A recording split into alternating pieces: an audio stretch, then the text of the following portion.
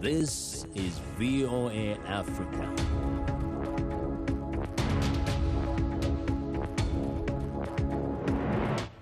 Hello, I'm Africa 54, Managing Editor Vincent Makori, in for Esther the Ewart. It's Tuesday, December the 15th. This is Africa 54.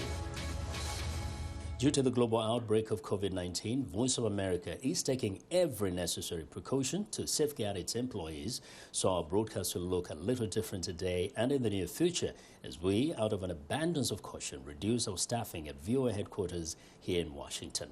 We're working to help keep you informed about what's going on, and we appreciate you staying with us on Africa 54. Now, there is growing anger towards the Nigerian government following the abduction of more than 300 students from an all-boys school in the northwest state of Katsina. On Tuesday, an audio message from a man identifying himself as the leader of Nigeria's Boko Haram claims that the Islamist group is responsible for the kidnapping. The man, purporting to be the group's leader, Abubakar Shekau, offered no proof. Reuters was unable to verify the audio, and Nigerian authorities did not immediately comment. This report details the story of one boy who escaped the gang of armed kidnappers. Emil Wither has the details. Usama Imu was going to sleep at his boarding school in northwestern Nigeria when he heard sporadic gunfire. Outside, he found gunmen who told everyone to return to their hostel, but Usama chose escape. When I decided to run, they brought a knife to slaughter me, but I ran away quickly. I ran into the crowd. They couldn't get me. Then I put my clothes upside down so they could not see me. From there, they said they would kill whoever is trying to escape. Then I began to run, climbing one rock to another through a forest. Usama is now safe, but more than 300 students taken from the all-boys government science school on Friday night remain missing. On Sunday, parents gathered outside the school in Kankara, begging authorities to rescue their children. A state spokesman said military and intelligence chiefs were leading the rescue. On Saturday, the government said that the army had located and exchanged gunfire with the gang of kidnappers. Parents said that they had heard little more on the fate of their children. Attacks by so-called bandits are common throughout northwestern Nigeria. They typically involve stealing and attacking civilians or kidnapping them for ransom. Islamist militants are more common in the northeast. Late last month, militants killed dozens of farmers in the northeastern Borno state. Another episode that's fueling growing anger over Nigeria's precarious security situation. That was Emil Wither of Reuters reporting. Ethiopia's conflict-scarred Tigray region is running a little smooth on Tuesday after the Ethiopian government sent civil servants in Tigray back to work on Monday and ordered gun owners to disarm as Prime Minister Abiy Ahmed's government sought to restore normalcy in the northern region after weeks of fighting. Some power and telephone links were also restored in the regional capital, Mekelle, following a near-total communication blackout that began when federal troops initiated their November 4th offensive against the Tigray People's Liberation Front. But there are reports of big fuel and food price hikes, plus water shortages. Accounts of hunger and harassment are emerging from refugees, some whom the Ethiopian government has sent back to the Tigray region. The region is still off limits to journalists without a permit. Legal experts say Zimbabwe authorities violated the constitution when they evicted hundreds of families of squatters amid the COVID-19 pandemic and the start of the rainy season. Columbus Mavunga reports from Harare. 52-year-old Big Boy Mabande and his family are among hundreds of families of alleged squatters who are now homeless in Zimbabwe's capital. Harare city officials demolished the homes they were living in, saying the land is for a school, not residential use. The father of 5 is trying to rebuild enough of the demolished home so that his 16-year-old son can move in and continue with his studies at a nearby school. It really pained me. We had to ask for a place to stay from a relative. I am now rebuilding this room so that my son, who is writing exams, can stay in there, since it's far from where we are temporarily staying. Zimbabwe Human Rights NGO Forum says the demolitions by Harare City should not have been done in the middle of a pandemic and during the rainy season. In any event, each and every time there are demolitions of such a nature, the government or a local authority has an obligation of ensuring that people are not left in the open, but people have alternative places where they would stay, where there is running water, where there are obligation facilities, and where there is electricity. About 200 families have been affected. The rights group has asked the High Court to push city to ensure the families have a decent place to stay. The city of Harare mayor says he regrets the incident which happened when he was in prison on allegations of corruption. He vows to act now that he is out on bail. We are going to look into how court orders are enforced by the deputy sheriff and other governmental departments that created this humanitarian crisis. But we need to assist the people to get food, to get tents, to get shelter. But for now, it doesn't look like it will happen anytime soon, and the affected families fear that properties will be destroyed by the rainy season, which ends in March, April next year. Columbus Mavunga for VOA News, Harare. In East Africa, an already frosty relationship between neighbors Somalia and Kenya has turned outright frigid. The Somali government has announced that it is cutting diplomatic ties with Kenya, citing violations of its sovereignty. Somali Information Minister Osman Abubakar Dubey says the decision is being taken in response to the recent political violations and constant blatant interference by Kenya against Somalia's sovereignty. The minister says Somalia is pulling all its diplomats out of Nairobi and has instructed Kenya's diplomats to leave Mogadishu within 7 days, starting Tuesday. Kenya has not immediately responded to the diplomatic move by Somalia. The relationship between the two countries took a major tumble on November 29th when Somalia recalled its ambassador to Nairobi and instructed Kenya's ambassador to leave Mogadishu for consultation with his government. Former Ghanaian president and candidate for the main opposition National Democratic Congress Party says he will not create chaos and jeopardize the country's peace and stability. John Dramani Mahama says he will concede if an independent inquiry determines he is not the winner of the presidential election. The Electoral Commission declared incumbent President Nana Akufo-Addo winner of the presidential vote with 51%. Mahama came in second with 47% of the vote, but he rejected the outcome of the polls, citing voter irregularities and fraud. In part 2 of Peter Cloutier's interview with Mahama, he says the commission failed to competently administer the recent polls. Mr. President, talking about lessons learned, some Ghanaians are suggesting, when you listen to the radio, you watch TVs, some Ghanaians are suggesting that you have proven to be a peace-loving man and that the election is over. You should just concede, bring the country together so we can work out our differences from now onwards. What do you tell them? Let me make one point clear. I'm not going to do anything that jeopardizes the peace of this country. So I'm peace-loving. I'm not going to incite people to go, destroy things and do anything. I wouldn't do that.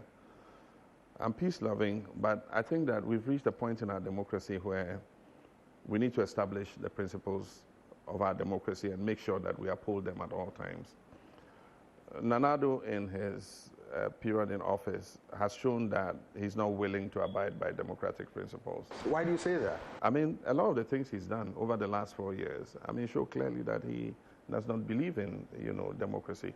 His misuse of the military and the security services and national security to threaten journalists and, just create a general atmosphere, that is, unpleasant to our democratic principles is something that I do not agree with. And if my principled objection to a very flawed election and to the circumstances surrounding the environment surrounding the election, will make us reestablish our democratic foundations and create a better foundation for the future, I'm willing to go that route. You have a lot of friends, heads of state, top officials everywhere. Since this election, have they reached out to you, and what is the conversation with them about how the elections went? Many of them have called me and asked me, what is happening. And I've explained my side to them. And they've listened to me, understandingly. And of course, the question they always ask me, so what are your next steps? Yeah. I can't determine those next steps alone. I led a political party. And so we need to take that decision together. And so I normally tell them that we're in the process of establishing exactly what our case is against what went on.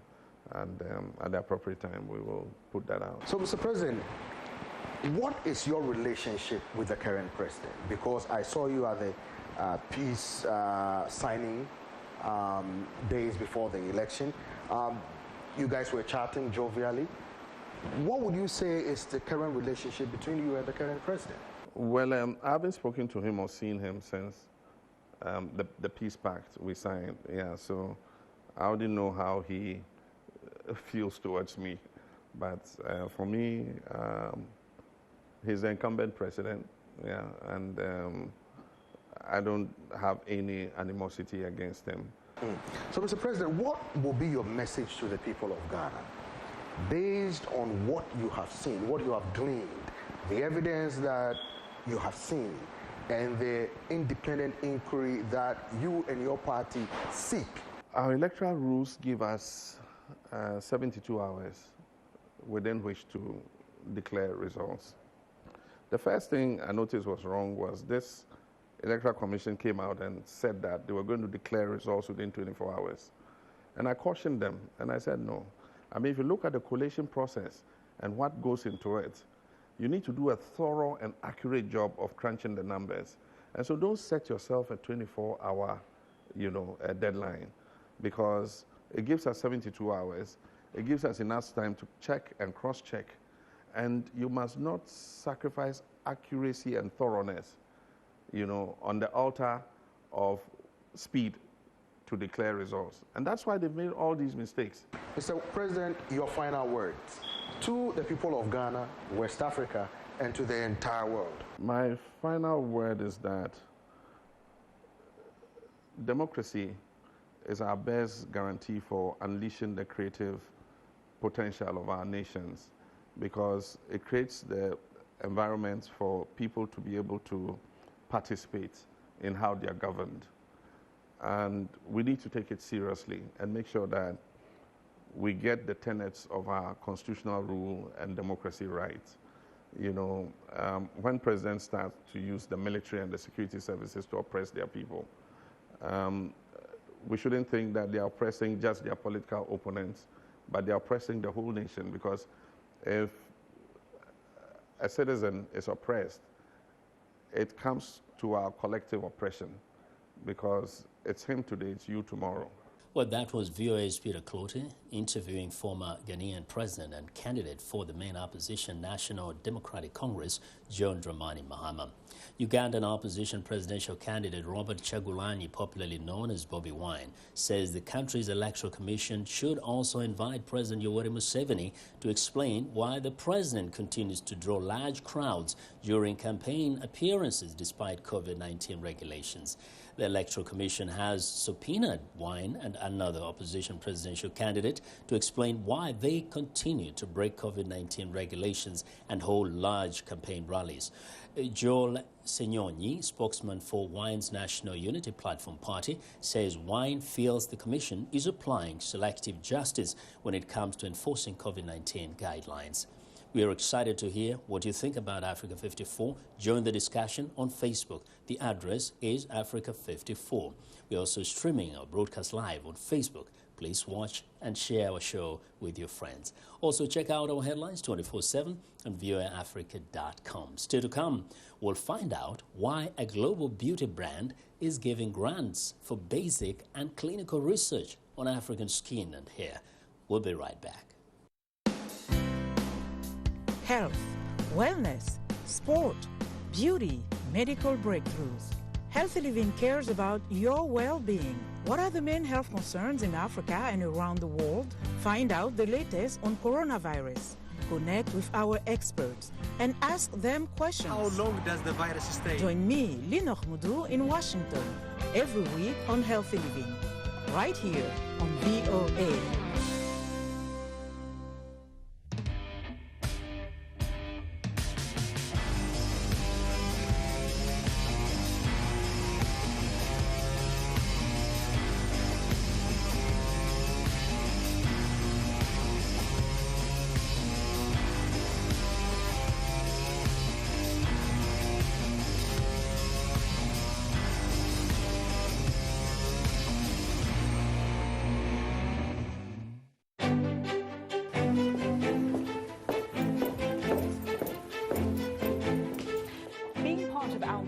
Is about more than just sitting here and talking about women's issues.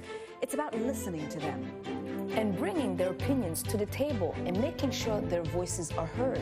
Because our lived experiences, our stories, and our voices will help shape the next generation.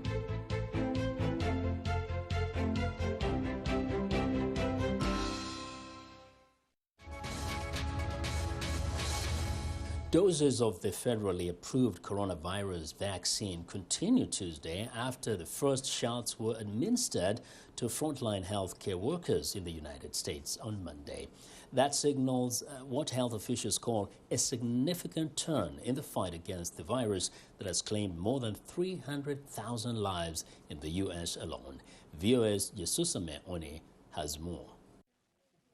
A turning point in the battle against COVID-19 as the first round of vaccinations in the United States begin.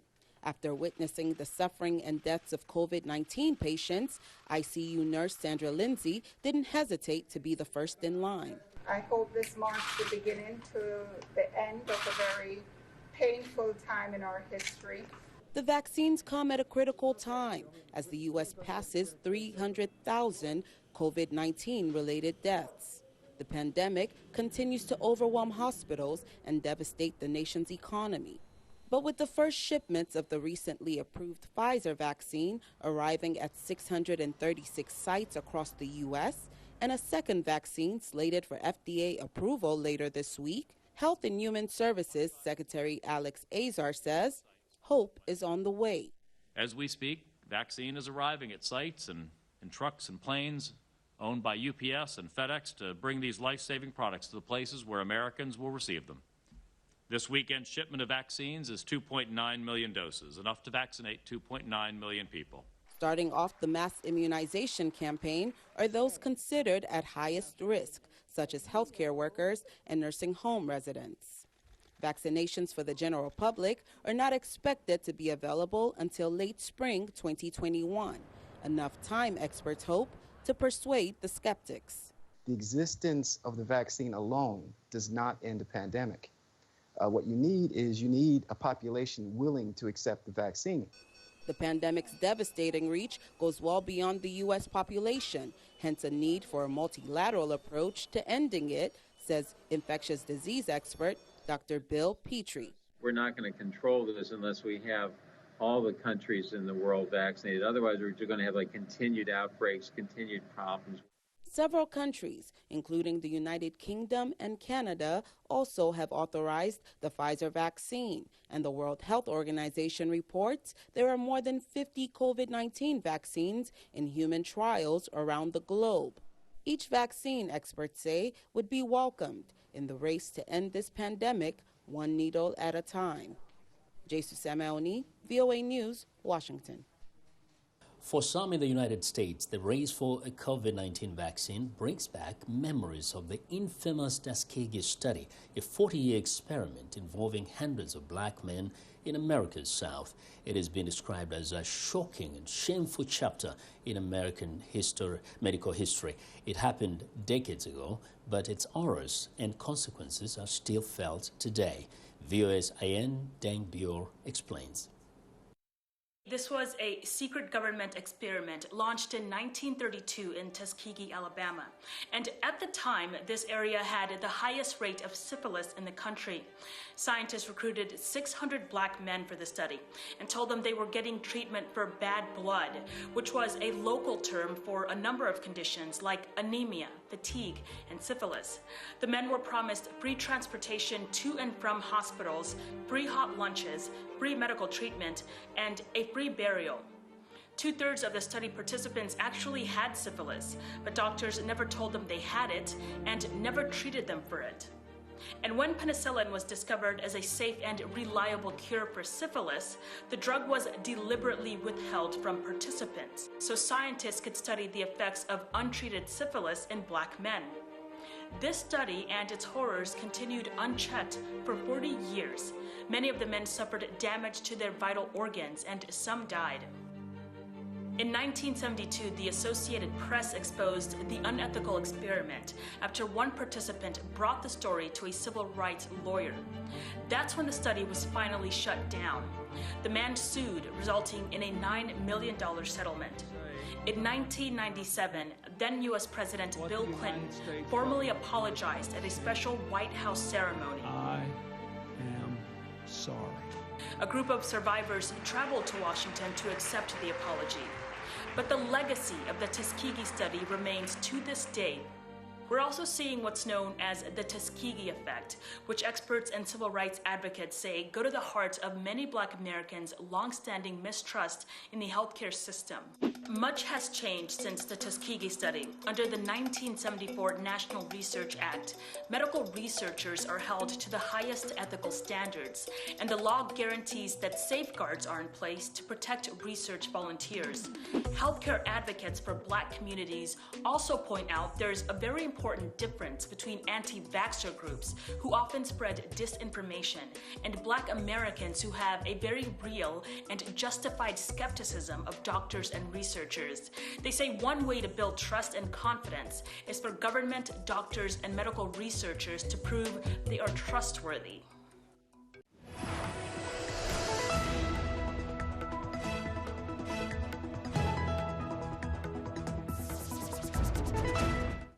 Having beautiful hair and skin is more than just a confidence booster. It's an indication of overall health. Experts say the field of African hair and skin remains untapped. Some progress has been made in recent years, but more remains to be done. L'Oreal's African Hair and Skin Research Grant encourages basic and clinical research conducted by scientists from the continent on African skin and hair. Now, recently, the company announced the recipient of this year's grant. Africa 54's Lino Mudu spoke with Damilola Fujiibe, Scientific and Medical Strategic Manager for L'Oreal Research and Innovation. When it comes to skin, discoloration of the skin is a big issue for all dark-skinned men and women, and it presents itself in many different ways, this hyperpigmentation. It can be melasma, which is age-related. It can be just the hyperpigmentation that you get after acne. So one of the key priorities for us in Africa, at L'Oreal Africa, is provide a solution to hyperpigmentation on the continent. One of the big complaints about hair is hair length retention, hair loss basically. So it's about providing solutions through some of our brands like Mizani and Dark and Lovely to help in the strengthening of the hair, so it can be better retained. And also it's also about understanding the physiology of African hair. Some observers say that the field of African skin and hair remains largely unexplored. What are your thoughts on that? Absolutely. Even when you look at the number of dermatologists in Africa, they're significantly lower compared to any other continent. In some countries in Africa, did you know you have as little as 10 dermatologists for the entire country? We have a lot of questions yet to be answered because primarily we just don't have enough people asking the questions and doing the research. In fact, there is so much more to be done, not just in understanding African hair and skin physiology, which is where I'm currently working on with the grant, but also in the provision of scientifically backed products. So we identify this is the physiology of the African skin and hair. Then we go to the products that we offer. How can we ensure that it is effective on a scientific level? Let's talk about one of the company's initiative, which is the Africa Hair and Skin Research Grant that has been ongoing for the past few years. L'Oreal just announced the winners for this year's edition. Tell us more about the grant and what it consists of. The aims of the research grant is fourfold. The first fold is to foster scientific research on African hair and skin. Number two is to finance a one-year study in Africa by African scientists and clinicians. Number three is to support the researchers by providing visibility and connections in African hair and skin. And number four, which for me is very important, is to utilize the data generated by these scientists to build and to raise awareness for guidelines on hair and skin care. Talk to us about this year's winners and what made their field of research unique. We have 3 winners this year. They were chosen by a panel of 7 jurors led by Professor Anissa Moussam of the University of KwaZulu-Natal in Durban. The first winner is Professor Niamba from Burkina Faso. The second winner is Professor Rapelanoro from Madagascar. And the third winner is Dr. Kouassi from Ivory Coast. What really made them sort of stand out was the quality of the proposal that is submitted, on originality, on feasibility, on how interesting it is for the African continent as a whole. So the first winner is looking at keloids, the factors that increases the risk of keloids. Why is this important? Because keloid is very hard to treat. Keloid is a hypertrophic scar. It's very unsightly. Professor Rapelanoro's work in Madagascar is looking at atopic dermatitis, trying to understand the relationship, the correlation between genotype, phenotype, environmental, and the treatment responses for atopic dermatitis. And then thirdly, we have Dr. Kouassi in Ivory Coast doing a questionnaire study.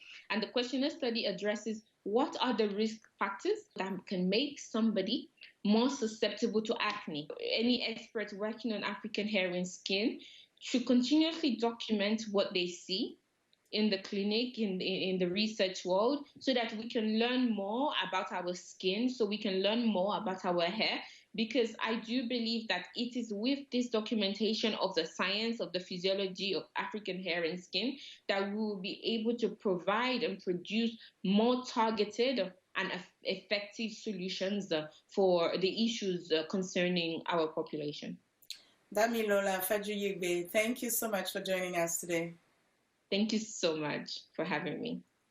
Damilola Fajuyigbe says an online platform, africadam.com, has been unveiled this year to provide a centralized channel for the exchange of scientific information for all hair and skin experts in sub-Saharan Africa. And that's our show for today. Be sure to watch Africa 54 on our website at voaafrica.com. From all of us in Washington, thanks for watching.